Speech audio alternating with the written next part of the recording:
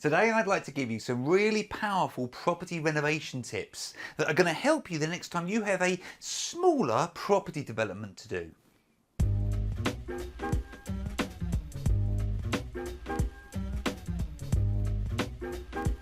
Hi, my name is Tony Dorr from Your First Four Houses, and my channel is all about helping you achieve financial freedom through property.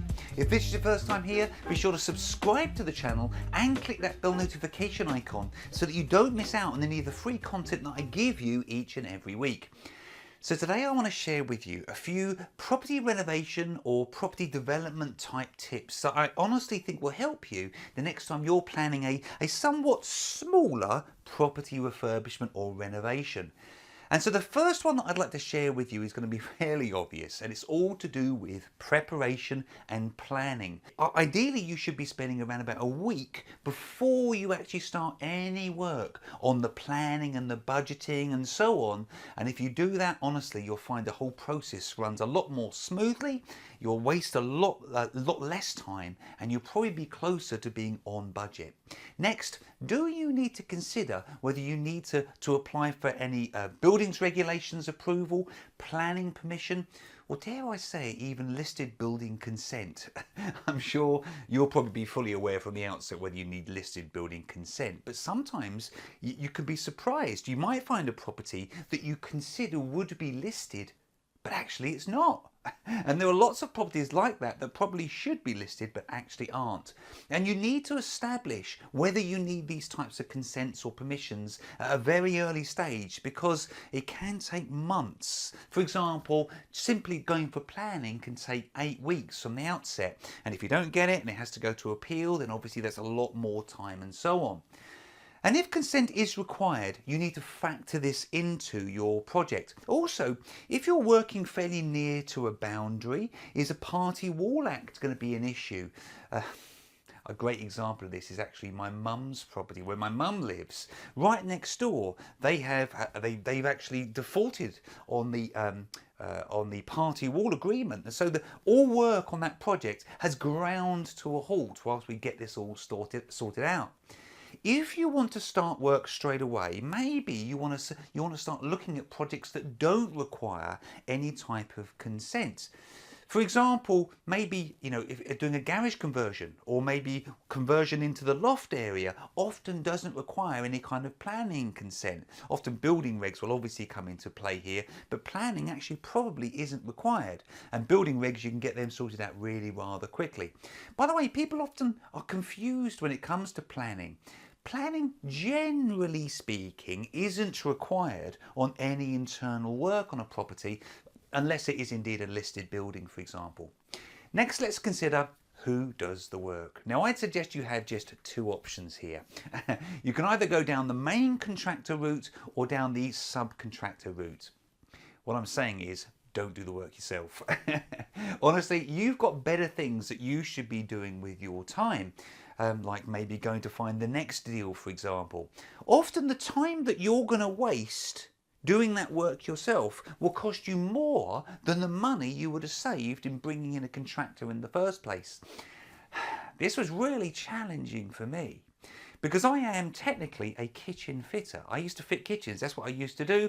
I've personally fitted well over 1,000 kitchens in my time, and for me, putting that toolbox down and leaving it alone was really, really challenging, especially when I got somebody in to do the work and I thought to myself, I could probably do a better job of that. But you must not, I would suggest, touch the tools if you can at all help it.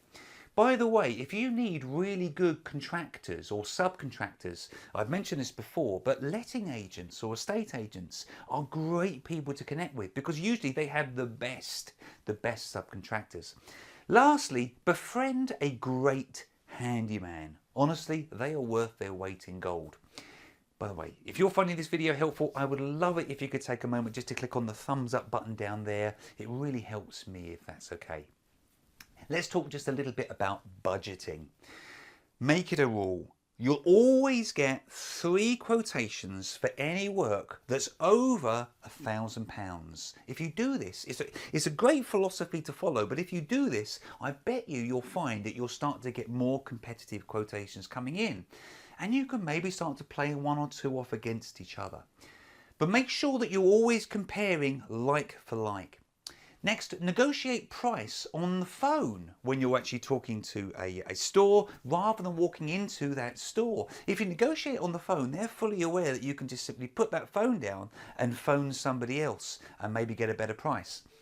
Actually, on this subject, I generally tend to suggest that people use just one builder's merchants for all of their products. It means that you can get in there and negotiate really hard with the representative for that company. And also, whenever your subcontractors or handyman or whatever need any products, they can go in there and buy it at a rate that you have already negotiated.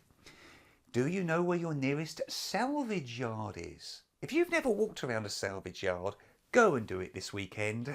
You will be astonished at what you can find at a salvage yard at an incredibly good price. Plus, to be really honest with you, it's just a fantastic way to spend your Sunday. I would suggest you only change the windows on a property if you absolutely have to.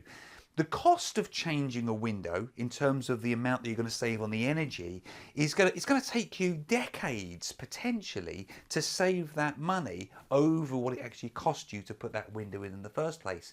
And honestly, I think that over a period of time, especially if it's wooden windows, for example, I honestly think that over a period of time, people will start to look for properties that have got those original windows. So putting in, for example, UPVC might be a big mistake, depending obviously on the condition of the property. Allow a seriously large contingency, dare I say 15 to 20% for any unforeseen costs. And lastly, on the subject of this, I would suggest, or check out Xero or QuickBooks to manage and track all of your expenses. I used to hate with a vengeance accounting software packages. Quick story, I used to use Sage. I took Sage out into my garden. I surrounded it by little twigs and sticks, and I literally burnt the software. I am going back at least 15 years, I hasten to add. But I have just fallen in love with Xero now in particular, but I'm probably going to be changing to QuickBooks fairly soon. But it's a fantastic way to manage and track all of your expenses. Along a similar subject, let's talk very briefly about tax and in particular VAT. Most renovation work that you're going to be involved in is going to be standard rated for VAT at 20%. However, if you use a builder or subcontractors that are not registered for VAT, completely above board, you can save yourself the cost of the VAT on the labour component straight away. Also, tax savings are very much available on any listed buildings that you're looking at, and also, and this is a real big one, if you're changing the number of dwellings on the particular project that you're looking at. So for example, if you've got a house and you're turning that into 2 flats, or perish your split thought, you're splitting it vertically and changing it into 2 houses or something along those lines, there's some seriously big savings available. Ultimately, you need to check this out though, because I'm not an accountant or a tax specialist. You need to check this out with your property savvy accountant. If you do that, you might be surprised at what you can save. Let's talk very briefly about design. Consider colours and styles from the very outset. I slowed down when I said that because I've made this mistake many times before. But you need to consider colours and designs from the very outset, and maybe make up a colour palette.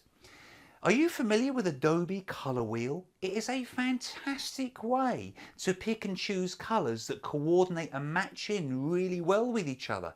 Check it out, Adobe Color Wheel. I bet you'd be really impressed with that. Keep in mind, it's not about what you want, it's all about what does the market want, what do your potential tenants, or of course, if you're selling it, your potential buyers of that property, what do they want?